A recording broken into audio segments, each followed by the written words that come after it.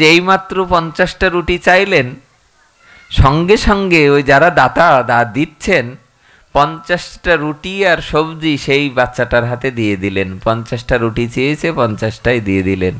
তা বলে এটা বৃন্দাবনেই সম্ভব। এ যদি আমাদের কোনো জায়গায় অনুষ্ঠানে দিতে এসে যদি দুটো করে রুটি সবাইকে দেওয়া হচ্ছে, যদি 50টা রুটি চাওয়া হতো, এটা যে কি হতো এটা আপনিই বিচার করুন। আমাকে উনি বললেন যে বৃন্দাবনের ভাব আর সাধারণ ভাবের মধ্যে পার্থক্য দেখলাম দাদা।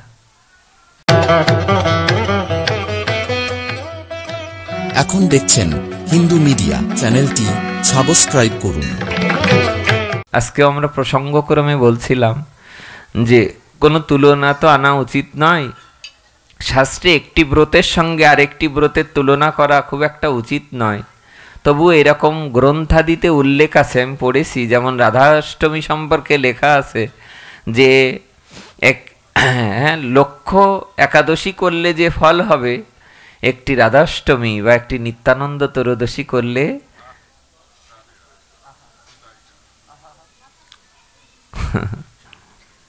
তো কথা নয়।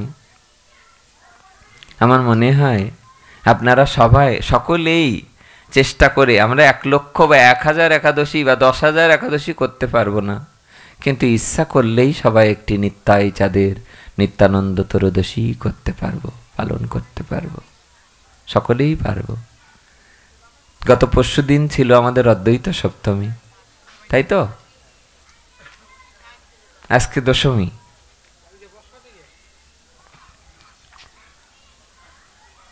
এই সময়টা আমাদের নিতাই চাঁদ, অদ্বৈত গোসাই এবং সামনে শ্রীমান মহাপ্রভুর শুভ আবির্ভাব তিথি আসছে। আমাদের ভাই একটা কথা বলে বারংবার, বলে জানেন এই কথাটা আমার এত ভালো লাগে, বারংবার শুনতে ইচ্ছা করে। অদ্বৈত প্রকাশ গ্রন্থে উল্লেখ আছে, অদ্বৈত ঠাকুর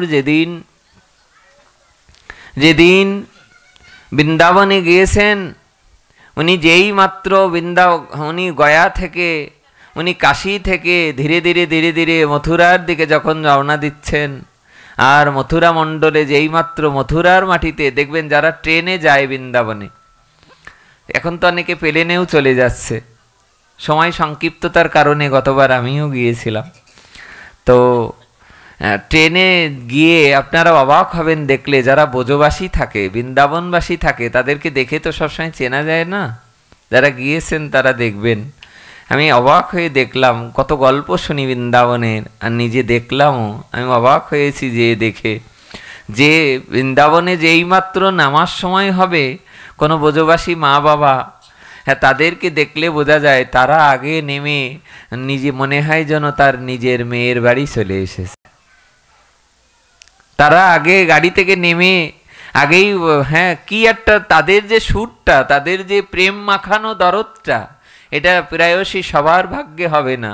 মনে হয় যেন আগেই নেমেই বলে রাধে রাধে, মনে হয় যেন তার মেয়ের বাড়ি। আসলেই তার মেয়ের বাড়ি বর্ষানা, কিন্তু অবাক হয়ে যেতে হয় যে যেইমাত্র বর্ষানায়, যেইমাত্র মথুরা মণ্ডলে ট্রেন থেকে নামার সাথেই তাদের ওই প্রেমটা ওরকম হয়ে যায়। আমাদের গতবার আমাদের এক দাদা গিয়েছেন বৃন্দাবনে, তা আমি দাদাকে বললাম, দাদা আশ্চর্য একটা কথা বলেন তো, আমি শুনি একটু আনন্দ পাই। তো উনি বললেন কি জানো, বৃন্দাবনে 1 মাস ছিলাম এই দামোদর ব্রতে, তা আমি একটা জিনিস শুধু অবাক হলাম ব্রজবাসীদের।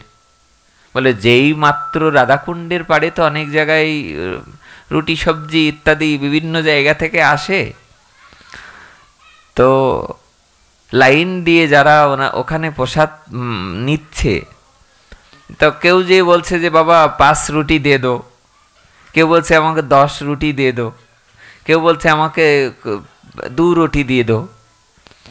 তা উনি আমাকে বলছে যে একজন এসে বলল যে আমাকে 50টা রুটি দিয়ে দো। তা বললেন যে যেই মাত্র 50টা রুটি চাইলেন, সঙ্গে সঙ্গে ওই যারা দাতা দিচ্ছেন 50টা রুটি আর সবজি সেই বাচ্চাটার হাতে দিয়ে দিলেন। 50টা রুটি চেয়েছে, 50টাই দিয়ে দিলেন। তা বলে এটা বৃন্দাবনেই সম্ভব। এ যদি আমাদের কোনো জায়গায় অনুষ্ঠানে দিতে এসে যদি দুটো করে রুটি সবাইকে দেওয়া হচ্ছে, যদি 50টা রুটি চাওয়া হতো, এটা যে কি হতো এটা আপনিই বিচার করুন। আমাকে উনি বললেন যে বৃন্দাবনের ভাব আর সাধারণ ভাবের মধ্যে পার্থক্য দেখলাম দাদা। অবাক হয়ে যেতে হয় তাদের এই দর্শন করলে, অবাক করা কথা, অবাক হয়ে যেতে হয় তাদের এই প্রসঙ্গগুলো দেখলে। অদ্বৈত ঠাকুর যখন বালক কমলক্ষ বেশে সন্ন্যাস নিতে চেয়েছেন, উনি এদিক ওদিক ঘুরে বেড়াচ্ছেন। ঘুরতে ঘুরতে ঘুরতে ঘুরতে হরিদ্বার গেলেন। হরিদ্বার থেকে, কাশী থেকে উনি শিবকাঞ্চি, বিষ্ণুকাঞ্চি বিভিন্ন জায়গায় গ্রন্থে উল্লেখ আছে। উনি যখন বিভিন্ন জায়গায় পরিভ্রমণ করতে করতে যেই মাত্র মথুরার মাটিতে যে পা দিলেন, সঙ্গে সঙ্গে হৃদয় দিয়ে ঝরঝর জল ঝরতে লাগলো, নয়ন দিয়ে। পদকর্তা বলছেন এত বেলা তো করন্দন করছিল না, সব তীর্থস্থানে গেলেন তখন তো কাঁদে নাই, যেই মাত্র মাধুর্যের ভূমি বৃন্দাবনে গেলেন সঙ্গে সঙ্গে কাঁদতে লাগলেন। এটা কেন?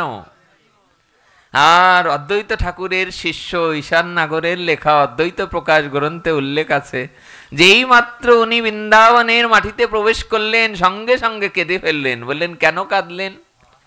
বললেন কাঁদলেন এই জন্যে, ভগবানের পৃথিবীতে যত, এই বিশ্ব ব্রহ্মাণ্ডে যত তীর্থস্থান আছে সংখ্যা কত?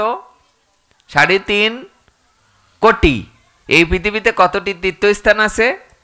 3.5 কোটি তীর্থস্থান আছে। এর প্রত্যেকটি তীর্থস্থানই দিব্য, চিন্ময়। কিন্তু অন্যান্য তীর্থস্থানে গেলে, অন্যান্য তীর্থস্থানে যাওয়ার চেয়ে যদি বৃন্দাবনের মাটিতে কেউ চরণ রাখে, বৃন্দাবনের মাটিতে যদি কেউ স্পর্শ করে, তার এত প্রেম প্রাপ্তির কারণ হলো এই যে বৃন্দাবনের মাটি হলো গোপিকাদের প্রেম মিশ্রিত, রাধারানীর প্রেম মিশ্রিত হলো বৃন্দাবন ধাম। অপূর্ব কথা। এই কথাটা পড়বার পরে দেখবেন ওই পাতাটা আবার পড়তে ইচ্ছা করবে, যে বৃন্দাবনে কেন প্রেম জাগ্রত হয়েছে, কেন তিনি কেঁদে ফেললেন বৃন্দাবনে যে? কারণ হলো বৃন্দাবনের রজকণা ধুলোকণা প্রেম দিয়ে গড়া, রাধারানীর বিরহ দিয়ে, গোপিকাদের প্রেম দিয়ে গোপী বিরহ জেগে যায় ওখানে গেলে। যেই মাত্র উনি গেলেন, ক্রন্দন করতে করতে খুঁজে বেড়াচ্ছেন কাকে? আর কেউ নয়, সেই ভগবানকে বারংবার ডাকতে লাগলেন, কোথায় মদনমোহন, কোথায় আমার শ্যামসুন্দর নটবর, কাহা যাও, কোথা যাব, কোথা গেলে তাকে পাবো? ক্রন্দন করতে লাগলেন। আর ক্রন্দন করতে করতে ভোর রাত্রে যে উনি এক গাছতলায় গিরি গোবর্ধন পরিক্রমা করে এক গাছতলার নিচে শয়ন করেছেন। আর শয়ন করার পর যেই মাত্র গাছতলায় যে শয়ন করলেন, শয়ন করার সঙ্গে সঙ্গে মদনমোহন এসে স্বপ্ন দেখাচ্ছেন, অদ্বৈত, অদ্বৈত, তুমি না খেয়ে না দিয়ে যে এখানে শয়নই আছো, শীঘ্র করে ঘুম ভেঙে ওঠো, উঠে যেয়ে দেখো যমুনার অনতি দূরে যে দ্বাদশ আদিত্য টিলা আছে, আমরা এবারও গিয়েছিলাম সেই যে টিলা, যে টিলার পরে রূপ সনাতন যেও ভজন করতেন, সনাতন গোস্বামী প্রায়শে ওখানে ভজন করতেন। আপনারা জানেন যে যে রাজা ওই যে সেই জাহাজটা নিয়ে যাচ্ছিলেন যমুনা দিয়ে, সেই লবণের জাহাজটা যখন আটকে গেছিল, সেই সনাতন গোস্বামী ওই টিলাটার পরেই বসে বসে ভজন করতেন। একদিন ভগবান যেমন সনাতনকে বলেছিলেন না, সনাতন তুমি আর এত গিরিরাজ পরিক্রমা করো না, বিদ্ধ হয়েছ, আমি তোমাকে গিরিরাজ এখানে এনে দেব। সেই গিরিরাজের একখান যে শিলা এনে ওখানে দিয়েছিলেন, আর সনাতন গোস্বামীকে বলেছিলেন বিদ্ধ হয়েছ, 21 কিলোমিটার রাস্তা তুমি আর চলতে পারবে না, তুমি যদি এই শিলাটা পরিক্রমা করো তোমার 21 কিলোমিটার পথ পরিক্রমা করার সমান হবে। সেই শিলাটা এখনো সেই দ্বাদশ আদিত্য টিলার পরে আছে, আপনারা গিয়ে দেখে আসবেন। মদনমোহন ভগবান স্বপ্ন দেখাচ্ছেন, অদ্বৈত ঠাকুর ওঠো, উঠে দেখো আমি দ্বাদশ আদিত্য টিলার নিচে। কেউ যদি মনে করে যে এই গুণের কথা শুনে কি লাভ হবে, ওই যে মদ গুণ শ্রুতি মাত্রেন মই সর্বগুয়াশয়ে মনো গতির বিচ্ছিন্ন যথা গঙ্গাম্ব সহম্বুধ। ভগবানের গুণের কথা শ্রবণ করলে গঙ্গার জল যেমন ধীরে ধীরে ধীরে সমুদ্রে পতিত হয়ে যায়, তেমনি আমার কথা শ্রবণ করার সাথে সাথে গোবিন্দ চরণে যে ভক্তরা মিশিয়ে যাবে। তাই অদ্বৈত ঠাকুর সঙ্গে সঙ্গে ঘুম ভাঙল। ঘুম ভেঙে উঠে উনি যেই মাত্র ঘুম ভেঙে গেল, ঘুম ভেঙে উঠেই দেখছে যে কি ব্যাপার, স্বপ্নে কি দর্শন করলাম। উনি ব্রজবাসীদের বলতে লাগলেন, শুনুন, এই মাত্র ভোর রাত্রে স্বপ্ন দেখলাম যে মদনমোহন স্বপ্ন দেখাচ্ছেন যে কুব্জা সেবিত বিগ্রহ। আপনারা জানেন ভাগবতে একটি প্রসঙ্গ আছে কুব্জা। এই কুব্জার পিঠে কি ছিল? কুদ ছিল। হ্যাঁ, সেই কুব্জা সেবিত, কুব্জা যে ভগবানের সেবা করতেন, যে বিগ্রহটা সেবা করতেন, সেই বিগ্রহটা দ্বাদশ আদিত্য টিলার নিচে পড়ে আছে। মদনমোহন বলছেন, মেলেস্য ভয়ে, কিছু ডাকাতের ভয়ে কুব্জার বিগ্রহটা যারা সেবা করত, ওই বিগ্রহটা সেবা করতে করতে ডাকাতের ভয়ে, মেলেস্যদের ভয়ে, ডাকাতের ভয়ে, মেলেস্যদের ভয়ে সেবকরা ওখান থেকে পালিয়ে গিয়েছে। আর পালিয়ে যাওয়ার পরে সেই আদিত্য টিলার তলেই ধীরে ধীরে মাটি জমতে জমতে, পলি পড়তে পড়তে এখন সেখানে ওই টিলার ভিতরেই গোবিন্দের সেই বিগ্রহটা আছে। সাক্ষাৎ অদ্বৈত গোসাই, যিনি শিব ঠাকুর এবং যিনি মহাবিষ্ণু, তিনি স্বপ্নে দেখে সঙ্গে সঙ্গে উঠে তিনি সমস্ত ব্রজবাসীদের বলতে লাগলেন, আপনারা চলুন, আমাকে স্বপ্নে দেখিয়েছে ভগবান যে তার এক বিগ্রহ ওই যমুনার পাড়ে দ্বাদশ আদিত্য টিলার নিচে আছে। সমস্ত ব্রজবাসীরা বিশ্বাস করে নিলেন এক বাক্যে। কেন? বলে, অদ্বৈত ঠাকুরকে দেখে এ জগতে কার না বিশ্বাস হবে? প্রেমসে বলো।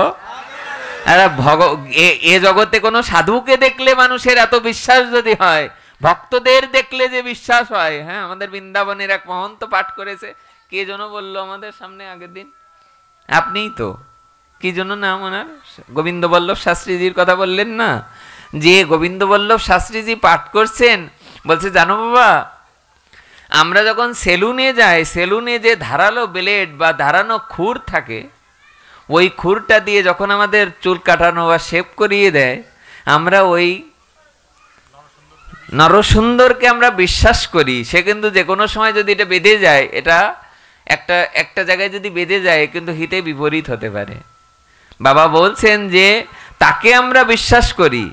গাড়িতে যখন উঠি, 50টা সিট থাকলে একজন গাড়িটা চালায়। এই যে আমরা নিরন্তর তো গাড়ির মধ্যেই থাকি, আমার মাঝে মাঝে মনে হয় যে আমার যদি একটু তন্দ্রা আসে, কি দিয়ে কি চালাবে, কি দিয়ে কি হবে। কিন্তু একটা জিনিস দেখুন, এই বিশ্বাসটা তো আপনার আমার থাকে যে না, তিনি আমাকে গন্তব্যস্থলে পৌঁছে দেবে। তেমনি এই জগৎ সংসারে বিশ্বাস যদি করতে হয়, গুরুদেবকে বিশ্বাস করো।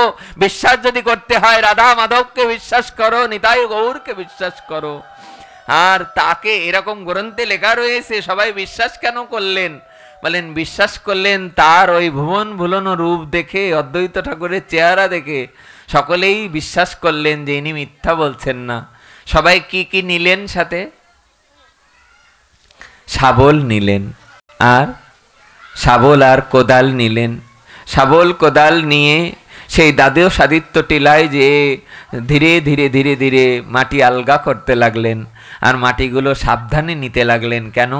ওই যে স্বপ্নে দেখিয়েছে যে দ্বাদশ আদিত্য টিলায় আমার এক বিগ্রহ রয়েছে, যাওয়াবার কুব্জা সেবিত বিগ্রহ। যেই মাত্র এই মনের ভিতরে আসলো, উনি কি করলেন? উনি খুব সাবধানে সাবধানে ওই মৃত্তিকা আলগা করতে লাগলেন। আর মৃত্তিকা আলগা করতে করতে যেই মাত্র হঠাৎ করেই দেখলেন যে হ্যাঁ, একটা অংশ যেই বেরিয়ে গেল, উনি বুঝতে পারলেন যে এই বিগ্রহটাই হচ্ছেন সাক্ষাৎ আমার কুব্জা সেবিত বিগ্রহ, মদনমোহন বিগ্রহ। উনি সেই মাটি আলগা করে সমস্ত ভক্তরা এসে অনেক ভারী বিগ্রহটাকে এনে 108 কলসি জল দ্বারা, দুগ্ধ দ্বারা, পঞ্চমৃত দ্বারা, অনেক সিঙ্গার আদি করে অভিষেক করে অনেক বড় করে অনুষ্ঠান দিলেন বৃন্দাবনে অনুষ্ঠান আদি দেওয়ার পরে ওই বিগ্রহ চারিদিকে সুনাম ছড়িয়ে দিতে লাগলো। বিগ্রহটার নাম কি? মদনমোহন। এই মদনমোহন বিগ্রহটা এই মদনমোহন বিগ্রহটা সুনাম চারিদিকে এত বৃদ্ধি পেল। কারো সুনাম যখন বৃদ্ধি পায়, তখন শত্রু বেড়ে যায়। কি হয়? এই জগতে কারোর যদি সুনাম বৃদ্ধি পায়, তার কি বেড়ে যায়? মাদার তেরেসার একটা কথা মনে আছে, আমাদের যশোরে আছে মাদার তেরেসার যে দাতব্য চিকিৎসালয়, সারা বাংলাদেশের অনেকেই যারা টাকা পয়সা অনেকে ইয়ে করতে পারে না, মিলাতে পারে না, তারা মাদার তেরেসার এই যে যে হসপিটালটা আছে, কম দামে কম টাকায় গর্ভবতী মহিলা মেয়ে ছেলেদের যাদের সন্তান প্রসব হবে তাদেরকে নিয়ে ওখানে ভর্তি করা হয়, একেবারে অল্প কটা টাকায় ওরা করে দেয়। এই মাদার তেরেসার একটা বিখ্যাত বাণী উনি বলেছিলেন যে দেখো, যদি তোমার শত্রু বাড়াতে চাও তা ভালো কাজ করো। প্রেমসে বলো, এ জগতে তুমি ভালো কাজ করলে দেখবে তোমার শত্রুর অভাব হবে না। এমনকি নিতাই গৌরেরও কম শত্রু ছিল না, মহাপ্রভুর কম শত্রু ছিল না। আজকে দুপুরেও পাঠের প্রসঙ্গক্রমে, কালকে রাত্রেও আমরা কোথায় এই আপনাদের এই পাশে আমরা ছিলাম, হ্যাঁ, বোয়ালমারি রূপাপাত। আমি অবাক হলাম ওখানে, তাই যে একটা জিনিস অবাক হলাম, আমাকে বলছে যে পণ্ডিতরা যেন প্রশ্ন না করে, তাহলে কি হবে? আমি তখন বললাম কি যে পণ্ডিত তো থাকবেই, বোদ্ধা থাকবে না, জ্ঞানী থাকবে না, কর্মী মার্গী থাকবে না, তাহলে গীতাতে এতগুলো মার্গ আছে কেন? সব ধরনেরই তো থাকবে। সবাই কি আর একরকম হবে কি? এ জগতে সকলের মন কি একই রকম হবে? সকলের মন একই রকম হবে না। মহাপ্রভু যেমন দাক্ষিণাত্য পরিভ্রমণ যখন করেছিলেন, তখন দক্ষিণ ভারত পরিভ্রমণ করতে যাচ্ছেন, তো শ্রীমান মহাপ্রভু দক্ষিণ ভারত পরিভ্রমণ করতে করতে উনি কিছু তার্কিক, কিছু শাক্ত, যারা শাক্ত মতে, সেই তার্কিকরা মহাপ্রভুকে দেখার পরে বললেন ওই যে নিমাই আসছে। মহাপ্রভু ডাকনাম বাল্য নাম নিমাই ছিল। ওনারা বলতে লাগলেন ওই যে নিমাই আসছে। এবার কোমর বেঁধে বসেছেন সবাই, বলে যে এই প্রশ্ন কর, নিমাইকে প্রশ্ন কর।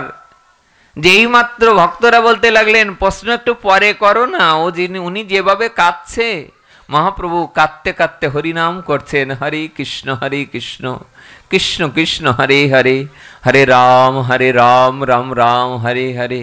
আর এই ক্রন্দন ধ্বনি শুনে অন্যান্য যারা ওখানে শাক্ত মতে ছিলেন, যারা মহাপ্রভুকে পরাস্ত করবে বলে আজ পরাজিত করে নাকে খড় দিয়ে নিমাইকে এই জায়গা থেকে বিতাড়িত করে দেব। আহারে, মহাপ্রভুকেও ছাড়ছে না। সাক্ষাৎ যিনি রাধা গোবিন্দ মিলিত তনু শ্রীমান চৈতন্য মহাপ্রভু, তাকে নাকি প্রশ্ন করে পরাজিত করবে, করে ওই জায়গা থেকে বলে আমাদের পাণ্ডিত্য, আমাদের এই জায়গায় আমাদের ভাত বিক্ষে মার দিয়ে দেয়। আর মহাপ্রভু যেই মাত্র ক্রন্দন করছে আর বদনে কৃষ্ণ কৃষ্ণ নাম উচ্চারণ করছে, মহাপ্রভু তো মহাপ্রভু নয়, সে তো সাক্ষাৎ রাধারানী। যেই মাত্র মহাপ্রভু কীর্তন করতে করতে ওই জায়গায় বসলেন, সব ভক্তরা মহাপ্রভুকে নয় রাধারানীকেই যেন দর্শন করছে। 2-4 মিনিট যেতে না যেতেই ওখান থেকে একজন শাক্ত ভক্ত, যে মহাপ্রভু বিরুদ্ধে, সেই ভক্ত মহাপ্রভুকে দর্শন করে যেই মাত্র নাম করছে, আর তার নয়ন দিয়ে ঝরঝর করে জল ঝরতে লাগলো। তার শাক্ত ভাব গেল, তর্ক ভাব গেল, তার্কিকতা যাওয়ার পরে কাঁদতে কাঁদতে চিৎকার করে উঠে বললেন, নিমাই নিমাই, আমাকে এই কৃপা করো, এই আশীর্বাদ করো, আমরাও যেন তোমার মতো কৃষ্ণ কৃষ্ণ বলে দুটো চোখের জল ফেলে দুটো কৃষ্ণ নাম করতে পারি। সবাই এসে মহাপ্রভুর চরণে পড়ে গেলেন। ঝরঝর করে কাঁদতে কাঁদতে মহাপ্রভুকে বললেন, আমাদের দীক্ষা দাও প্রভু, আমাদেরকে তোমার চরণে স্থান দিয়ে দাও। এই মহাপ্রভুর দেখো কি, মহাপ্রভুকে যে দর্শন করছে তার যেমন করুণা হয়ে যাচ্ছে, কৃপা হয়ে যাচ্ছে। আমরা কথাটি এই বলছিলাম যে এ জগতে কেউ যদি ভালো কর্ম করে, সৎকর্ম করে, সতের শত্রু বেশি, অসতের বন্ধু বেশি। সতের শত্রু বেশি, অসতের বন্ধু বেশি।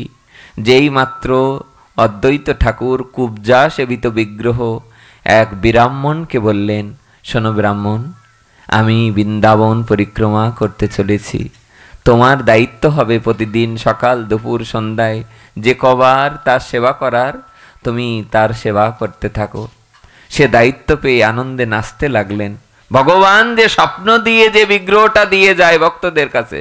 টোটা গোপীনাথ আছে দেখবে জগন্নাথ ধামে, এই টোটা গোপীনাথ যেমন মহাপ্রভু নিজ হাতে যোগদাধর পণ্ডিতকে দিয়েছিলেন, তেমনি এই যে স্বপ্নে পাওয়া আমার অদ্বৈত ঠাকুরের হাতে করে দেওয়া যে বিগ্রহ যাকে দিলেন, তিনি কেঁদে কেঁদেই সেবা করতে লাগলেন। কিন্তু অদ্ভুত এক ঘটনা ঘটলো। এই যে শত্রু বেশি, তো যেই মাত্র সেবা দিয়ে উনি অন্দরে প্রবেশ করেছেন, সঙ্গে সঙ্গে কিছু মেলেস্য, কিছু ডাকাত, কিছু অন্যান্য অবলম্বী তারা লাঠি সুটা নিয়ে চলে এসছেন ওই বিগ্রহটাকে ভেঙে দেবে, যাতে হিন্দুদের সুনামটা নষ্ট হয়ে যায়। যেই মাত্র লাঠি সুটা এনে ভাঙতে যাবেন, এসে তারা কোথাও বিগ্রহটা পেলেন না। যেই মাত্র বিগ্রহটা না পেলেন, বিগ্রহটা না পেয়ে তারা একেবারে হন্তদন্ত হয়ে সবাই যার যার জায়গায় চলে গেলেন। আর সন্ধ্যার সময় অদ্বৈত ঠাকুর আসলেন। অদ্বৈত ঠাকুর এসে দেখেন সবার মুখে হাত, সবাই কাঁদতে লাগলেন। আর যে সেবায়িত ছিলেন, সেবায়িত ক্রন্দন করছে, সেবায়িত কাঁদছে। সেবায়িতকে বলতে লাগলেন, কি ব্যাপার, বিগ্রহ কোথায়, বিগ্রহ কোথায়? আর সেবায়িত বললেন যে কোনো চোর ডাকাত মেলেস্যগণ এসে আপনার বিগ্রহ তো তারা চুরি করে নিয়ে চলে গেছে। এই কথা বলার সাথে সাথে অদ্বৈত ঠাকুর নাওয়া খাওয়া ছেড়ে দিলেন। যে বেদির উপরে বিগ্রহটা বসিয়েছিলেন, ওই বেদির কাছে যে দুটো হাত জড়ো করে অদ্বৈত ঠাকুর কাঁদতে লাগলেন, আমার কি অপরাধ, যে অপরাধের কারণে বিগ্রহ চুরি হয়ে যায়, সে বিগ্রহ যদি মন্দিরে না থাকে, মন্দিরে থেকে আমার লাভ কি? সারা রাত না খেয়ে উপবাস করলেন। ব্রজবাসীরা খেলেন না, সবাই সমস্ত বৃন্দাবনে সবাই অনাহারে রয়েছেন। ভোর রাত্রে মদনমোহন স্বপ্ন দেখাচ্ছেন, ও অদ্বৈত, না খেয়ে রয়েছ কেন? বৃন্দাবনবাসীরা সবাই ক্ষুধার্ত, না খেয়ে আছো কেন? গোসাইজি বলতে লাগলেন, না খেয়ে থেকে আর কি উপায় বলো? তুমি যে আমাকে স্বপ্নে দর্শন দিয়ে বিগ্রহ তুমি যা এসেছিলে, কিন্তু তুমি যে তোমাকে চুরি করে নিয়ে গেছে ভক্তরা, তাহলে এখন আমরা আর অনাহারে না থেকে কি করব? সঙ্গে সঙ্গে ভগবান বলতে লাগলেন, শোনো অদ্বৈত, ভগবান কখনো ভক্তকে ছেড়ে যেতে পারে না। এ জগতে যে ভক্ত শুদ্ধ ভক্ত, যে ভক্ত ভগবানকে ভালোবাসে, সেই ভক্তকে ছেড়ে ভগবান কখনো অন্য জায়গায় চলে যেতে পারে না। তারপরে তাহলে তুমি কোথায়? তোমাকে যে তন্ন তন্ন করে মন্দিরে খোঁজা হলো, এত বড় বিগ্রহ, বিগ্রহ কোথায় গেল? সঙ্গে সঙ্গে অদ্বৈত ঠাকুরকে মদনমোহন স্বপ্নে বলতে লাগলেন, শোনো অদ্বৈত, বিগ্রহ আর কোথাও নয়, বিগ্রহ মন্দিরের মধ্যেই আছে। তা বলে মন্দিরের মধ্যে আছে, এত বড় বিগ্রহ কারোর চোখ নজরে আসবে না? তা বলে দেখো, যোগীন্দ্র মনীন্দ্র গণও যে বিগ্রহ দর্শন করতে পারে না, আমাকে দর্শন করতে পারে না, যুগ যুগ ধরে ভালোবেসেও যারা আমাকে পায় না, আর কোথাকার ডাকাতরা এসে আমাকে দর্শন করে ফেলবে, তা তো আর আমি হতে দিতে পারি না। জানো, আমার এই বিগ্রহটা সাক্ষাৎ কুবজা আমাকে পূজা করেছে। আমি এ জন্মের নয়, আমি দাপরের কুবজা সেবিত বিগ্রহ। তাই আমি তো সাক্ষাৎ বিগ্রহ, আমি তো আর সবাইকে দেখা দিতে পারি না। কোথাকার মেলেস্য, কোথাকার ডাকাত, তারা লাঠি সুটা আনলো, তারা আমাকে দর্শন করলে আমার ভগবানত্ব থাকে কি? তাই বিগ্রহ বলতে লাগলেন, শোনো, আমি ছোট হয়েছি, আমি বৃহৎ বিগ্রহ ক্ষুদ্র হয়ে আমি মদন মোহন, এখন মদন গোপাল হয়েছি। কি হয়েছি? মদন মোহন, আমি গোপাল হয়েছি। আগে, এর আগে এই গোপাল ছিল না। এই যে গোপালটা আপনারা সম্মুখে দেখছেন, এই জায়গা থেকেই অদ্বৈত গোসাই এসে এইটা তিনি চালু করে গেছেন। চালু করা মানে গ্রন্থে এরকম উল্লেখ আছে যে স্বয়ং সাক্ষাৎ ভগবানই স্বপ্ন দেখাতে লাগলেন ওনাকে, বললেন, আজ থেকে আমাকে আর মদন মোহন বলে ডাকবে না, আজ থেকে আমাকে মদন গোপাল বলে ডাকবে। তুমি যে দেখো ফুলের সাজির মধ্যে আমি পালিয়ে রয়েছি ছোট্ট গোপাল মূরতি হয়ে, ওখানেই যে তুমি খুঁজলে তুমি অবশ্যই এখনই ওই বিগ্রহ পেয়ে যাবে। আর আমার একটা কথা শোনো, আমার বিগ্রহকে আর মদন মোহন বলবে না, আমাকে বালগোপাল, আমাকে মদন গোপাল বলে ডাকবে। আর এতে একটা বড্ড উপকার হলো এই, যারা বিগ্রহকে কিনতে পারে না, অনেক ভারী বিগ্রহ, বড় বিগ্রহকে যারা কিনতে পারবে না, কিন্তু এ জগতে মদন মোহন যদি মদন গোপাল হয়, তাহলে এ জগতের কত মানুষ যে গোপাল কিনে কিনে তাদের নিজ গৃহে নিজ বাড়িতে রেখে সেবা পূজা করতে পারবে। সেদিন হইতে মদন মোহনের নামকরণ মদন গোপাল করা হয়েছিল। অপূর্ব কথা, শোনো দিয়া মন, যাহার শ্রবণে হবে সর্ব পাপ বিমোচন। সমস্ত পাপ দূরীভূত হয়ে যাবে যে হরি কথা শ্রবণ কীর্তন করতে করতে, ভগবানের নাম গুণ কীর্তন শ্রবণ করতে করতে পরম মঙ্গল হয়ে যাবে। সদ্য ঋদ্ধ অবরুদ্ধতে অত্র কিরিতিবি শুশ্রূষু বিস্তৎক্ষণাৎ নিগম কল্পতরুর গলিতং ফলম শুকমুখাদমৃত দরব সংযুতম পিবত ভাগবতম রসমালয়ং মুহুরহ রসিকা ভুবি ভাবুকা ছিন্নতাং সকথা কৃষ্ণ পুণ্য শ্রবণ কীর্তন হৃদন্তস্থ অবুদ্রাণি বিধুনতি সুরিৎসতাম শুশ্রূষু সদ্যধানস্য বাসুদেব কথা রুচি সন্মহৎসেবয়া বিপ্রা পুণ্যতীর্থ নিষেবনা। মদ্গুণ শ্রুতিমাত্রেণ ময়ী সর্ব গোয়াশয়ে মনোগতির বিচ্ছিন্না যথা গঙ্গাম্ভ সোহম বুধ। ভগবানের কথা যারা শ্রবণ করে তার হৃদয় পরিষ্কার হয়ে যায়, হৃদয় নির্মল হয়ে যায়। ধীরে ধীরে ধীরে ধীরে ভগবানের করুণায়, ভক্তদের করুণায় তার আধার ঘরে আলো ফুটে ওঠে।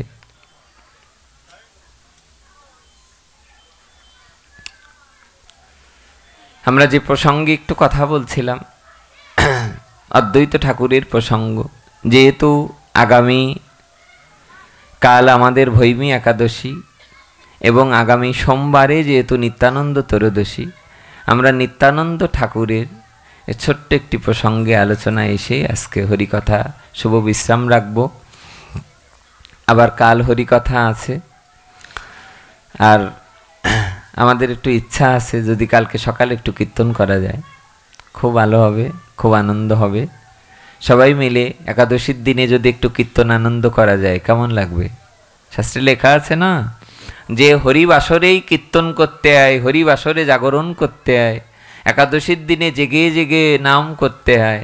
যে দেখে এসো বর্ষানায়, আমাদের বর্ষানার শ্রী 108 মহন্ত বিনোদ বাবা, যে দেখো সারা রাত নিরম্ব করে, এই বয়সে নিরম্ব করে সারা রাত, যিনি এই বয়সেও নিরম্ব করে সারা রাত যিনি এক নাম জপ করে, কীর্তন করে, একেবারে সাধারণের পক্ষে কঠিন, কিন্তু যার মনে একবার সেই ভালোবাসাটা তৈরি হয়েছে, যার ভিতরে একবার সেই ভগবানের প্রেম ভক্তি জাগ্রত হবে, তিনি পারবেন নিরম্ব করতে। গুরুদেব বলতেন, জানো আমার এই ডায়াবেটিস 15 বৎসর, শ্রী গুরুদেব বলতেন আমার 15 বৎসর ডায়াবেটিস, তবু এই 15 বৎসর ডায়াবেটিস হওয়া সত্ত্বেও আমি নিরম্ব একাদশী করি। নিরম্ব মানে একেবারে নির্জলা। 15 বৎসর ধরে ডায়াবেটিস, তা সত্ত্বেও আমি নিরম্ব। দেখবেন যারা ডায়াবেটিসের রোগী হয়, অল্প সময় খেতে না দিলে তাদের অনেক সময় শরীরটা খুব একটা আছে কিনা, হয় না? এরকম শুনে দেখবেন যাদের ডায়াবেটিস আছে। গুরু মহারাজের কাছে শুনতাম যে বাবা 15 বৎসর ডায়াবেটিস, বাবা বলতেন যে একাদশী করার পরেও, নিরম্ব নির্জলা করার পরেও আমার কোনো ন্যূনতম কোনো কষ্ট হয় না। তা আমাদের কাছে কৌতূহল লাগে যে কেন আপনার কষ্ট হয় না, কেন এটা কি করে সম্ভব? তা উনি একটা কথা বলতেন যে যেদিন শরীরে পাপ সঞ্চয় হবে সেদিন তোমার নির্জলা উপবাসে কষ্ট হবে। যখন শরীরে পাপ সঞ্চারিত হয়ে যাবে, পাপ হবে বাক্যের দ্বারা, শরীরের দ্বারা, নয়নের দ্বারা, যে কোনো কারণে যদি পাপ সঞ্চয় হয়, যে চোখে খারাপটাই দেখি, তাহলে ওগুলো দেখতে দেখতে শরীরে যখন পাপ সঞ্চয় হয়ে যাবে, ধীরে ধীরে তুমি আর দেখবে একাদশী করলেও কষ্ট হচ্ছে, কিন্তু যার হৃদয়টা নির্মল হয়ে যায়, পরিষ্কার হয়ে যায়, সে একাদশী করলে তার কষ্ট হওয়ার কথা নয়। প্রেমসে বলো, কষ্ট হওয়ার। তাই যদি না হতো, 140 বৎসর বয়সেও সিদ্ধ জগন্নাথ দাস বাবা যখন নবদ্বীপে থাকতেন, বাবা একদিন ওনার শিষ্যকে বলছেন, শোন বাবা, আজকেও আমি নিরম্বু করব। গুরুদেবকে যে বলছে, গুরুদেব এই বয়সে নিরম্বু করবেন? একসাথে 2 দিন পড়েছে উপবাস। অনেক সময় হয় না এরকম, যেমন এই যে একাদশ কি বারে হলো, বৃহস্পতিবারে হলো না, বুধবারে গেল, আবার কালকে হবে, আবার সোমবারে হবে, আবার বামন দ্বাদশী। তো যখন এরকম 2-3 দিন একসাথে নির্জলা পড়ে, আসলে কলিজীবের 3 দিন ধরে নির্জলা থাকা, এটা কি একেবারে কঠিন না? আর যদি সে বিদ্ধ হয়ে যায়? সিদ্ধ বাবা যে বললেন, তুই মোটে আমাকে আর প্রসাদ পাতি বলিস নে। শিষ্যকে বলছে, আমি নিরম্বু করব। নিরম্বু একাদশী রয়েছেন, একেবারে নির্জলা ব্রত করে ভোরবেলায় বলছে আমাকে একটু নবদ্বীপ পরিক্রমা করা। আশ্চর্য ব্যাপার, এ জগতে সব থেকে বড় কৃপা হলো যদি কারোর গুরু কৃপা হয়। কৃষ্ণ কৃপা জগৎময়, গুরু কৃপা কোনো কোনো ভাগ্যবানের হয়। সিদ্ধ জগন্নাথ দাস বাবা যেই মাত্র বিহারীকে বললেন, বিহারী আমাকে একটু নবদ্বীপ পরিক্রমা করা, আর বিহারী যে সঙ্গে সঙ্গে গুরু মহারাজকে কি করলেন, সেই ঝুড়িটাই করে মাথায় তুলে নিলেন। কোনো এক গ্রন্থে লেখা আছে, সিদ্ধ জগন্নাথ দাস বাবা জীবনীতে উনি নিজে লিখছেন, সবাই প্রশ্ন করেছেন, আচ্ছা বৃন্দাবন থেকে নবদ্বীপে আসলেন, এই যে 1500 কিলোমিটার পথ, এই পথ আসতে আপনার কোনো কষ্ট হয় নাই গুরুদেবকে মাথায় করে নিয়ে আসতে? শিষ্য বলছেন যে প্রথম যখন মাথায় উঠাচ্ছিলাম তখন মনে হচ্ছিল পাথর মাথায় নিলাম, কিন্তু যেই মাত্র মাথায় করে নিয়ে দৌড়াতে আরম্ভ করলাম মনে হলো গামছা নিয়ে দৌড়াচ্ছি। গুরুদেব যেই মাত্র বললেন যে হ্যাঁ, শিষ্যকে বললেন যে আমাকে মাথায় করে একটু নবদ্বীপ পরিক্রমা করা, আর নবদ্বীপ পরিক্রমা করতে গেলেন। যেই মাত্র নবদ্বীপ পরিক্রমা করতে করতে এক বাড়ির সম্মুখে দিয়ে যাচ্ছেন, সেই বাড়িওয়ালা অত্যন্ত ধনী মানুষ। এই ধনী মানুষ এসে বাবাকে বলতে লাগলেন, বাবা অনেক দিন ধরে ইচ্ছা আপনাকে একটা টাকা দেব, নেবেন? তখনকার সময় 1 টাকার মূল্য ছিল। আজ থেকে 50-100 বৎসরের 1 টাকার, আজ থেকে 100 বৎসর আগে 1 টাকার মূল্য ছিল। সেই 100 বৎসর পূর্বে বাবা যখন সেই 1 টাকা বললেন যে হ্যাঁ, একটা রুপি নিলেন ওনার হাতের থেকে নবদ্বীপে। যেই মাত্র রুপিটা নিলেন, ওই রুপিটা নিয়েই উনি খুব আনন্দ হচ্ছে যে একটা রুপি দিয়ে সব বৈষ্ণব সেবা দেব। একটু এগিয়ে যেয়েই মনে করছে যে না, আর এক কাজ করি, বৈষ্ণব সেবার পাশাপাশি আর কিছু যদি বেঁচে যায় তাহলে এর থেকে আর কিছু মন্দিরের মেরামতে লাগাবো। বিভিন্নতা ভাবতে ভাবতে 2-3 ঘন্টা ধরে শ্রী গুরুদেব যাচ্ছেন, নবদ্বীপ পরিক্রমা করছে। 2-3 ঘন্টা যেতে যেতে শিষ্যকে বলছে, হ্যাঁ রে বিহারী, শোন, যে বাড়ির সামনে দিয়ে আমাদের টাকা দিছিল না, ওই বাড়ির সামনে নিয়ে চল। আমরা ওটি কি করতাম? আবার কি করতে যাবেন? প্রেমসে বলো, এই তো গুরু কৃপা। শ্রী গুরুদেব মন্ত্রমূলং গুরু বাক্য, মন্ত্রমূলং গুরুর বাক্য, তারপর ধ্যানমূলং গুরুর মূর্তিং,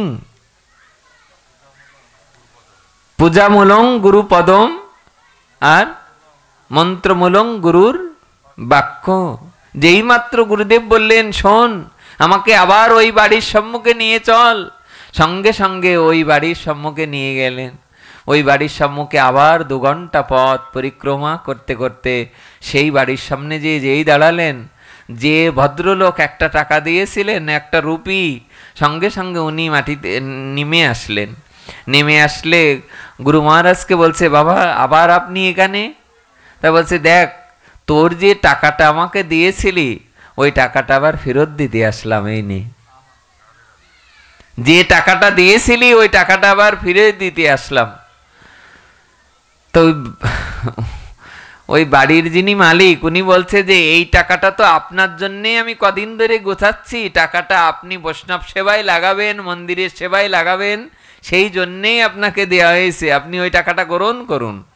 সঙ্গে সঙ্গে বাবাজি মহারাজ কাঁদতে কাঁদতে বলছেন, তোকে একটা প্রশ্ন করি, শোন, তুই এই টাকার কামড় কি করে সহ্য করিস আমাকে একটু বলবি? তোর এই টাকাটা যখন আমি হাতে গ্রহণ করেছি, এই 1 টাকার কামড় আমি মোটেই সহ্য করতে পারছি না। আমার মনের মধ্যে বিভিন্ন জল্পনা কল্পনা, এ করব, ও করব, তা করব, টাকাটা তুই ফিরিয়ে নে। সঙ্গে সঙ্গে বাবাজি মহারাজ এই কথা বলেই টাকাটা ওনার হাতে দিয়ে আবার তিনি মনের আনন্দে নিতাই গৌরের কীর্তন করতে করতে তিনি ওখানে চলে গেলেন। বলে, চল চল, আমার নিরম্ব থাকতে দে, আমার ভজন আমাকে করতে দে, আমি যেন নিতাই গৌরের ভজন ছেড়ে অন্য কোনো দ্বারে, অন্য কোনো টাকায়, অন্য কোনো পয়সায়, যদিও ওই টাকা দিয়ে বৈষ্ণব সেবায় দেবেন, ওই টাকা দিয়ে উনি মহৎকর্ম করবেন, তবুও নিতাই গৌরের চিন্তা বাদ দিয়ে অন্য চিন্তা করতে হবে। এই জন্যে তিনি দেখুন ওই টাকাটা ফিরিয়ে দিলেন। এ থেকে আমাদের এই শিক্ষা নেওয়া উচিত,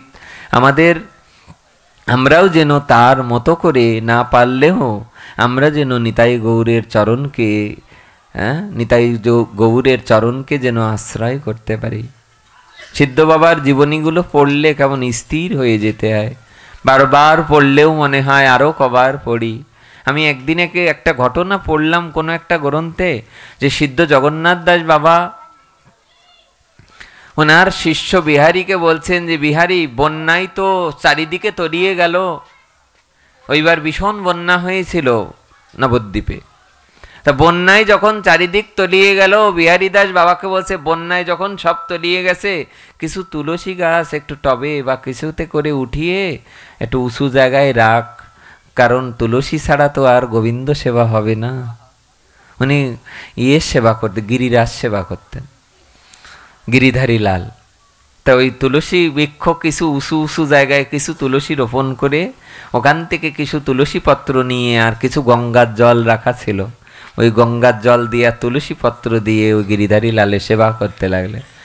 আর কোনো এক জায়গা থেকে, কোনো এক মন্দিরের থেকে কলার ভিয়াই করে, কি করে, কলার ভিয়াতে করে কিছু খিচুড়ি দিয়ে যেতেন প্রতিদিন এক শুদ্ধ ভক্ত। এসে বলতেন, বাবা এই খিচুড়িটা আপনারা রাখুন, নইলে বন্যার জলে তো কোনো জায়গায় রান্না করার কাষ্ট নেই, রান্না করবেন কি করে? আর বাবাজি মহারাজ বিহারীর রাতে রান্না খুব পছন্দ করতেন। বিহারী আর কোথায় রান্না করবেন, চারিদিক তলিয়ে গেছে।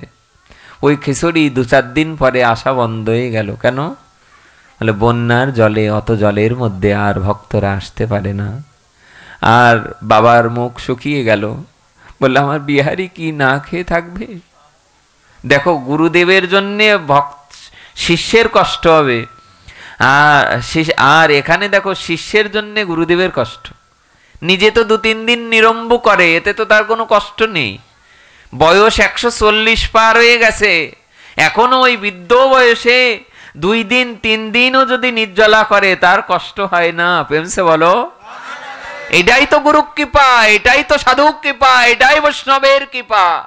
কোথাও এরকম লেখা আছে দেখবেন যে ঠাকুর রামকৃষ্ণ পরমহংসদেব স্বামী বিবেকানন্দকে বলেছিলেন, নরেন, যদি শক্তি পেতে চাস আগে সাধু সেবা করে ভক্তি অর্জন কর, শক্তি অর্জন কর, তবে না শক্তি হবে। সাধু সেবা করতে করতে শরীর ক্ষয় হলে তবে তো শক্তি সঞ্চয় হবে। আপনি যে নির্জলা ব্রত করেও কষ্ট হচ্ছে না, অনেক 2 দিন ঘুমান না, কষ্ট হচ্ছে না, এটা কখন সম্ভব হবে? যখন আপনি সাধু সেবা করবেন, হরি কথা সেবা করবেন, হরিনাম সেবা করবেন। অনেকে আছে 3 বার প্রসাদ পাওয়ার পরেও অনেকের কষ্ট হচ্ছে, আর অনেকে আছে দিনে 1 বার করে প্রসাদ পায় তবুও তার কোনো কষ্ট হয় না। প্রেমসে বলো, আশা বন্ধ হয়ে গেল। শিষ্যের দিক তাকিয়ে বললেন, হ্যাঁ রে, আজকে তো আর প্রসাদ নিয়ে আসলো না, 2টো খিচুড়ি দিয়ে যায় প্রতিদিন, তুই 2টো পাস, আমি 2টো পাই, কাল থেকে কি খেতে হবে? গুরুদেবকে বলতে লাগলেন, গুরুদেব দেখি কোনো কিছু করা যায় কিনা। ওই জলের মধ্যে বারবার আসা যাওয়া করতে করতে জ্বর এসে গেল গায়ে। যেই মাত্র বন্যার জলে ভিজে ভিজে শিষ্যের গায়ে জ্বর এসে গেল, বিছানায় পড়ে গেলেন। গুরুদেব এসে চোখের ডালাটা দু একবার উঁচু করে, চোখের পাপড়িগুলো নিচেই পড়ে গেছে, এই পর্যন্ত চলে আসে বাবা। চোখের ডালাটা উঁচু করে বারংবার দেখে শিষ্য কেমন আছে। শিষ্যকে বলছে, কিরে কেমন আছিস? শিষ্য আর কথা বলে না, ধীরে ধীরে ধীরে ধীরে অজ্ঞান হয়ে গেছে। আর এত জ্বর হতে হতে অজ্ঞান হয়ে গেছে। একদিন, 2 দিন, 3 দিন করতে করতে 20-21 দিন পার হয়ে গেল। 20-21 দিন পরে গুরুদেব মনে মনে চিন্তা করছেন যে আজ যদি 20-21 দিন হয়ে গেল, আজ যদি ওর নাড়ি ধরে দেখলেন শিষ্যের যে এখনো স্পন্দন আছে। সঙ্গে সঙ্গে কিছু শিষ্যদের বললেন যে তোমরা এক কাজ করো না, কলকাতা থেকে কোনো বড় এক ডাক্তার নিয়ে এসো, সেই ডাক্তার যদি আমার শিষ্যকে বাঁচাতে পারে। কলকাতা থেকে বিরাট বড় এক ডাক্তার আসলেন। সেই ডাক্তার নাম করা এক ডাক্তার এসে সিদ্ধ জগন্নাথ দাস বাবার শিষ্য বিহারী দাস বাবার হাতের দেখে বললেন, হাতের যে পালস দেখে বললেন যে আপনার শিষ্য আজকের রাত আর টিকবে না। 22 দিন যদি কেউ না খেয়ে থাকে, জ্বর অবস্থায় থাকে, সে বাঁচবে কি করে? এত বন্যা হয়েছে নবদ্বীপে, ওই বন্যার ভিতরে কোনো ডাক্তার ওই সময় আর আনতে পারিনি, খাওয়া দাওয়া নেই। বাবাজি মহারাজ বললেন, আমার শিষ্য যদি আমার আগে চলে যায় তাহলে আমাকে দেখবে কে? আমি বৃদ্ধ হয়েছি, আর 2 দিন বাঁচবো কিনা। 147 বছর বয়সে দেহ রেখেছিলেন সিদ্ধ জগন্নাথ দাস বাবা। সিদ্ধ জগন্নাথ দাস বাবা শিষ্যকে বলতে লাগলেন, শিষ্যকে তো আর কি বলবেন, সে তো অজ্ঞান হয়ে রয়েছে। বললেন, যদি ডাক্তার সারাতে না পারে তাহলে কোনো কবিরাজ যদি সারাতে পারে। বৃন্দাবনে পাঠানো হলো, ভক্তদের বলা হলো যে বৃন্দাবনের কোনো এক কবিরাজকে ডেকে পাঠানো হলো। সেই কবিরাজ আসলেন, লালাবাবুর মন্দির থেকে একজন কবিরাজ আসলেন। সেই কবিরাজ এসে তার হাত দেখে বললেন যে ডাক্তার ঠিকই বলে গেছে, আপনার শিষ্য আজকের রাত টিকবে না। এই কথা যখন বললেন, বাবা তখন ঝরঝর করন্দন করতে করতে কাঁদতেই কাঁদতে বাবা যে ঘরের ভিতরে চলে গেলেন। বাবা যে গিরিধারীর সেবা করতেন, ওই গিরিধারীর চরণে চরণে যে তুলসী দিতেন, ওই তুলসী দুটো হাতে নিলেন। হাতে নিয়ে যেখানে বিহারী ছিলেন, বিহারীর কাছে আসলেন। একটি কাঠি দিয়ে বিহারীর বদনটা, গালটা হাঁ করে তার ভিতরে ওই তুলসী দুটো ঢুকিয়ে দিলেন। ঢুকিয়ে দিয়ে নিজে যে মালায় জপ করতেন, ওই জপের মালাটা বিহারীর মাথার কাছে এসে বসে জপ করতে লাগলেন। জপ করতে করতে নাম উচ্চারণ করতে লাগলেন আর জপ করতে লাগলেন, হরে কৃষ্ণ কৃষ্ণ কৃষ্ণ হরে হরে, হরে রাম রাম রাম হরে হরে। জপ করতে লাগলেন, বারংবার জপ করতে লাগলেন আর বারবার করে বলতে লাগলেন, বিহারী, পৃথিবীর কোনো জমের সাধ্য আছে গুরুদেবের সামনে থেকে তার শিষ্যকে নিয়ে যাওয়ার? পৃথিবীর উঠ বিহারী, উঠে দাঁড়া বিহারী। বিহারীকে বলতে লাগলেন, এই পৃথিবীর কারোর সাধ্য নেই আজ আমার শিষ্যকে আমার সম্মুখ থেকে নিয়ে যাবে। বিহারী দাস বাবাজি মহারাজ আধা ঘন্টা পরে, গুরুদেবের আধা ঘন্টা নাম জপের পরে বিহারী চোখ মেলে তাকালেন। বিহারী যেই মাত্র চোখ মেলে তাকালেন, সঙ্গে সঙ্গে গুরুদেব চোখের ডালাটা উঁচু করে ধরে বিহারীর দিকে তাকিয়ে ঝরঝর কাঁদতে কাঁদতে বলেন, বিহারী, আমাকে ছেড়ে চলে যাচ্ছিলি? আর বিহারী ওখান থেকে অপলক নয়নে গুরুদেবের দিকে তাকিয়ে বললেন, গুরুদেব, আপনাকে ছেড়ে যাওয়া কি আমার দ্বারা সম্ভব? বলে, যদি সম্ভব না হয় তাহলে উঠে যে একটু গঙ্গা স্নান করে আয় যা। আর বিহারী দাস বাবা ঝরঝর করে কাঁদছে, দোহা প্রেমে দোহা কান্দে, দুজনেই যেন ঝরঝর কাঁদছে। বিহারী দাস বাবার দিকে তাকিয়ে বলছে, গুরুদেব কতদিন মানে এই প্রসাদ পাইনি, আমার তো উঠার কোনো শক্তি নেই। বাবা বলছে যে যদি উঠতে না পারিস তো তোকে রান্না করে কে খাওয়াবে? আমার বয়স কত দেখ, 140-45 বছর বয়সে কেউ রান্না করতে পারে? তাহলে আমি তো উঠতে পারছি না গুরুদেব। সঙ্গে সঙ্গে বাবা উঠে দাঁড়ালেন। বাবা উঠে যেখানে রান্না হয় ওই জায়গায় কিছু সুজি আর কিছু একটু সুজি দিয়ে একটু গঙ্গার জল দিয়ে উনি একটু রান্না করলেন। রান্না করে এনে গিরিধারীর সম্মুখে দিয়ে চামচে করে করে এনে গুরুদেব শিষ্যের বদনে দিতে লাগলেন। আর ওই শিষ্য বদন ভরে যখন ওই গুরুদেবের দেওয়া প্রসাদ যখন নিলেন, কিছু সুজি, ওই সুজিটা নেয়ার পরে বিহারী দাস বাবা ধীরে ধীরে ধীরে ধীরে উঠে বসলেন। উঠে বসে গুরুদেবকে বলতে লাগলেন, গুরুদেব এবার পারবো, আপনি আশীর্বাদ করেন। শ্রী গুরুদেব আশীর্বাদ করলেন, বললেন, শোন বিহারী, আজ 22টা দিন বদনে কিছু দানা পানি দানা জল যায়নি। তুই এক কাজ কর, উঠ বিহারী, উঠ, উঠে দাঁড়া। উঠে, গ্রাম্য ভাষায় বলতেন উঠ মানে ওঠ। উঠে দাঁড়া, উঠে দাঁড়িয়ে যা স্নান করে আয়, রন্ধন কর, রান্না করে গিরিধারীকে প্রসাদ পাওয়া। আপনি কেন প্রসাদ পাননি কদিন? আপনি তো কিছু রান্না করে, এরকম সুজি রান্না করেও তো পেতে পারতেন। গুরুদেব বলতে লাগলেন, দেখ আমি প্রসাদ পাইনি এই জন্যে কারণ তোর হাতের প্রসাদ পেলে আমার হরিনামের মালা দ্রুত আরো বেশি বেশি ভজন করতে ইচ্ছা করে। শুদ্ধ ভক্তের হাতে যদি কেউ প্রসাদ পায়, তার শিষ্যের হাতে, যার হাতে শুদ্ধ ভক্তের হাতে প্রসাদ পেলে হরিনামের মালা আরো করতে ইচ্ছা করে, আরো হরি কথা শুনতে ইচ্ছা করে, আরো নাম শ্রবণ করতে ইচ্ছা করে। কিন্তু যদি শুদ্ধ ভক্তের হাতে প্রসাদ না পাওয়া যায়, তাহলে হরিনামও আর করতে ইচ্ছা করবে না। দেখবে কারোর হাতে প্রসাদ পাওয়ার পরে মনে হয়, বাহ আজকে এত নাম জপ করতে ভালো লাগছে কেন, আজ এত কীর্তন করতে ভালো লাগছে কেন, আজ ঘুম পাচ্ছে না। আর অনেকদিন প্রসাদ পাওয়ার পরে দেখবে পেট ভালো নেই, বুক ভালো নেই, মন ভালো নেই, প্রেম নেই, কিছু নেই, কিছুই ভালো লাগছে না। এটা প্রসাদের কারণে অধিকাংশ হয়। যেখানে সেখানে যা তা যে কোনো দিন খাওয়া উচিত নয়। যে কোনো জায়গায় যা তা খেয়ে নিলে ক্ষতি হয়। পরীক্ষা নেয় ভগবান। আপনার পরীক্ষা নিতে নিতেই যেদিন পাশ করবেন, সেদিনই তো বদন ভরে তিনি দর্শন করাবেন। শ্রী গুরুদেব যে বললেন, শোন, আজ আমি তোকে আশীর্বাদ করলাম বিহারী, তুই যে চলে যাচ্ছিলি, আমি তোকে আশীর্বাদ করলাম, 100 বৎসর আয়ু হোক, 100 বৎসর আয়ু হোক, নবদ্বীপ ছেড়ে যাস না। তখন বললেন, আমি কি কোনোদিন যেতে পারবো না নবদ্বীপ ছেড়ে? তা বললে যে যখন রাধারানী টানে তখন রাধারানীর রাজ্যে যাস।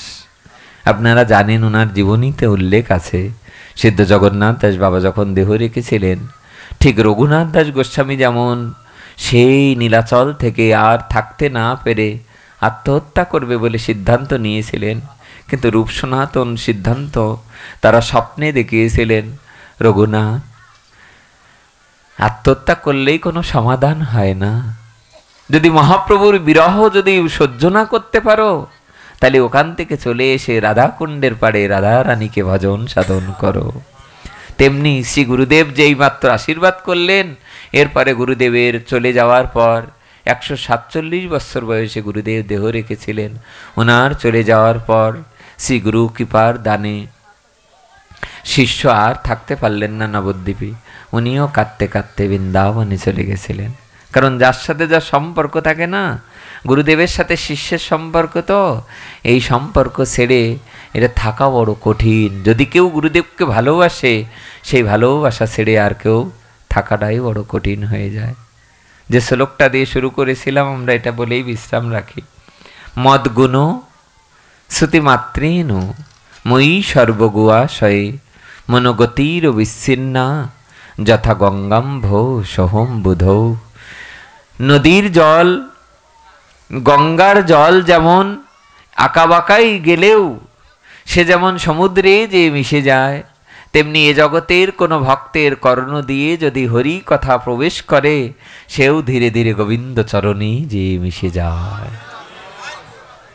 এ পর্যন্ত থাক, একটু কীর্তন আনন্দ হোক নাকি? বলে দেব? হ্যাঁ, এই সংবাদ তো তোমাদের সকলে শুনতে হবে।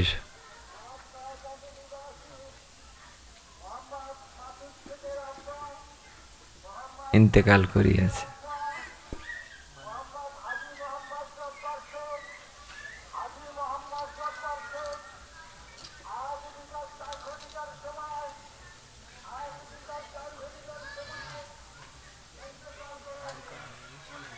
তো এই সংবাদ আপনার আমার জীবনে সবাইকেই শুনতে হবে। আমি কোনো এক মহাজনের মুখে একদিন শুনেছিলাম যে আপনার ঘরের মানুষটাই শুধু মারা যাচ্ছে না, অন্যের ঘরের মানুষটাই শুধু মারা যাচ্ছে না, দেহ রাখছে না, এই পৃথিবীতে প্রতি সেকেন্ডে 2 জন করে মারা যাচ্ছেন। তাই জন্ম মৃত্যু এটা তো আজকের শুধু সংবাদ নয়, এটাই জীবনের চিরাচরিত শাশ্বত সংবাদ। এই জাতস্য হি ধ্রুব মৃত্যুধ্রুবং জন্মমিতস্য চ তস্মাদো অপরিহার্য অর্থে নতং সচিতমস্যি। যে জাতস্য হি ধ্রুব, হে অর্জুন, জীবনে সব থেকে বড় সত্য হলো জন্মিলে মরিতে হবে, আর মারা গেলে আবার পুনরায় জন্ম হবে। নিত্যধামগত হারানচন্দ্র সাহা ও নিত্যধামগত বিন্দুবাসিনী সাহার আত্মার গতিমুক্তি কামনায় আজকের পাঠ ও ভক্ত সেবার আয়োজন করা হয়েছে। তাদের পুত্রদ্বয় দিলীপ সাহা, সন্তোষ সাহা ও একটা বোঝা যাচ্ছে না, পলাশ সাহা। আর আগামীকাল স্বর্গীয় সবিতা রানী রায়ের বিদেহী আত্মার শান্তি কামনায় আগামীকাল ভাগবত পাঠের আয়োজনে তার পুত্রগণ সুমন রায় এবং সুজন রায়। আপনারা ধন্য, আপনাদের 7 দিন ব্যাপী হরিকথায় গতবার তার আগের বারও মনে হয় আপনারা আপনাদের আশীর্বাদে শ্রী গুরুদেবের কৃপায় আমাদের এখানে আসবার সুযোগ হয়েছিল। এবারও আমরা শ্রী গুরুদেবের কৃপায় আমরা হরিকথায় এসেছি। আগামীকালও আমাদের হরিকথা আছে। কাল যেহেতু শনিবার, কাল আমরা হরিকথা আস্বাদন করেই আমরা এখান থেকে বিদায় নেব। আপনারা সকল